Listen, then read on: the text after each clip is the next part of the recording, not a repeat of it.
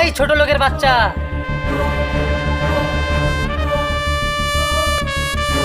সামান্য একটা টোকাই হয়ে তুই আমার মেয়ের সাথে প্রেম করিস? আব্বা তুমি ওকে ছেড়ে দাও আব্বা, ওর কোনো দোষ নাই আব্বা। যা, বেরিয়ে যা আমার বাড়ি থেকে।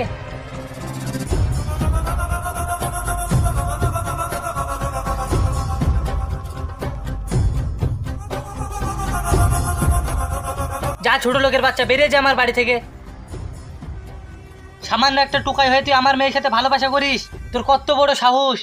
স্যার, আজ আমি একটা টোকাই বলে আপনি আমার কলার ধরার সাহস পেলেন।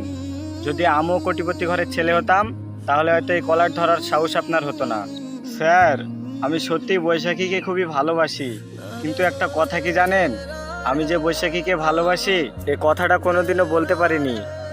একটা কথা কি জানেন স্যার, পরিস্থিতির সাথে লড়াই করা যায়, কিন্তু ভাগ্যের সাথে নয়। ভাগ্য একটা আজব জিনিস, কাউকে সব কিছু দেয়, আবার কারোর কাছ থেকে সব কিছু ছিনিয়ে নিয়ে যায়। আসছি স্যার, ভালো থাকবেন।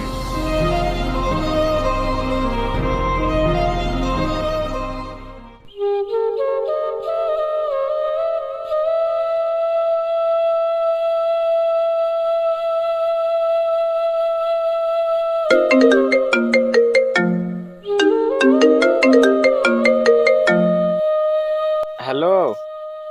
হ্যালো জান্নাতুল, হ্যাঁ ম্যাডাম, বলেন। কেমন আছো?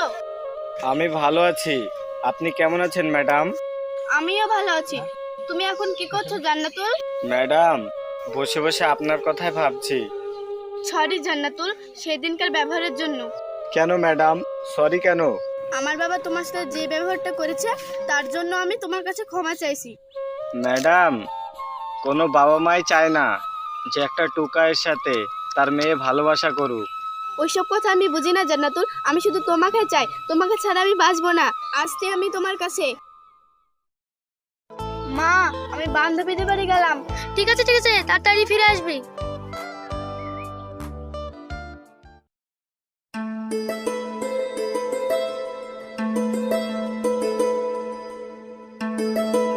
কই গো সোহানি, এক গ্লাস পানি দাও। বসো, দিচ্ছি।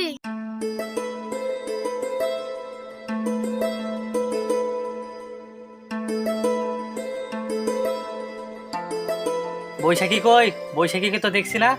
ও একটু বান্ধবীর বাড়ি গেছে। ঠিক আছে, ওকে তাড়াতাড়ি ফোন করো, দিয়ে বাড়ি আসতে বলো। ঠিক আছে, ফোন করছি।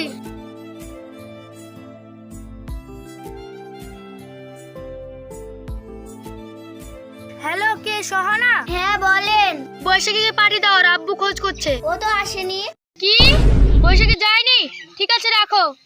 বৈশাখী তো যায়নি ওদের বাড়ি। কি? বৈশাখী যায়নি? আমি জানতাম এটাই হবে।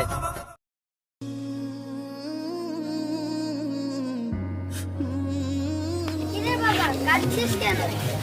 কাঁদিস না বাপ, আজ তুই যদি আমার মতো টুকাইয়ের ঘরে জন্ম না হয়ে কোনো ধনীর ঘরে জন্ম হতিস তাহলে তোর ভালোবাসার মূল্য তুই ঠিকই পেতিস। মা, আমি সুখের বাজারে সুখ কিনতে গিয়েছিলাম, কিন্তু সুখের দাম অনেক বেশি, তাই আমি কিনতে পারিনি। তবে আমি খালি হাতে ফিরিনি মা, ফেরার পথে দেখি সেখানে দুঃখের বাজারও আছে। দুঃখের বাজারে গিয়ে দেখি দুঃখের দাম খুবই অল্প, তাই আমি কিছু টাকা দিয়ে এক বুক ভরা দুঃখ কিনে নিয়ে এসেছি মা, এক বুক ভরা দুঃখ কিনে নিয়ে এসেছি। বাবা রে, আজ যদি তোর বাপ বেঁচে থাকতো তাহলে তোকে আর টুকাই করতে হতো না, আর দশটা ছেলের মতো তুই মাথা উঁচু করে বাঁচতি। জানো মা, সবার মতো আমারও একটা স্বপ্ন ছিল যে আমার জীবনে এমন একজন আসবে, সে আমাকে আমার নিজের মতো করে ভালোবাসবে। জানো মা, পরে বুঝলাম স্বপ্ন কখনো সত্যি হয় না। আরে না তুমি, আসো আসো মা, ঘরে আসো। জান্নাতুল, আমি চলে এসেছি জান্নাতুল, তোমার ছেড়ে আমি আর কোথাও যাব না। আমি তোমার কাছেই থাকবো, তোমার এই কোণে ঘরেই আমার সুখ জান্নাতুল। না বৈশাখী, এটা কখনো হয় না। তুমি হয়তো আমার ভালোবাসার টানে এখানে চলে এসেছো ঠিকই, কিন্তু আমাদের ভালোবাসা তোমার বাবা মা মেনে নিবে না। ওইসব কথা বাদ দে তো, যা হবার পরে দেখা যাবে। চলো মা ঘরে। এই বৈশাখী, কোথায় উঠছি? দাঁড়া।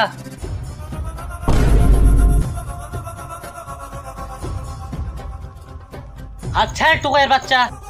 মিস্টার রাকিবুল, মুখ সামনে কথা বলবেন। মনে পড়ে আজ থেকে 20 বছর আগেকার ঘটনা?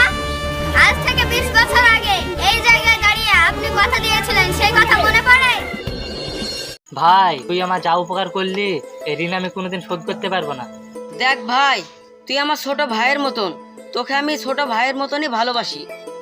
তুই বড় হ, আমি এইটুকুই চাই, তোকে আমার ঋণ শোধ করতে হবে না। কই গো মুস্কান, টাকা গালা নিয়ে আসো।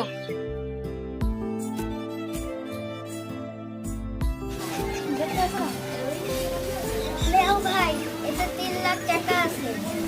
ভাবি আমি তোমাদেরকে কথা দিছি, কোনোদিন যদি আমি চাকরি পাই তাহলে তোমাদেরকে আর আমি এখানে রাখবো না, আমি আমার সাথে নিয়ে যাব। থাক ভাই, আর বলতে হবে না, তোর কথা শুনে আমার বুক ভরে গেছে। তাহলে ভাই আমি আসছি, ভাবি ভালো থাকো আর আমার জন্য দোয়া করো। আচ্ছা ভাই, ঠিক আছে, যাও, ভালোভাবে কাজ কাম করো, আর আমাদের কথা একটু মনে রাখো।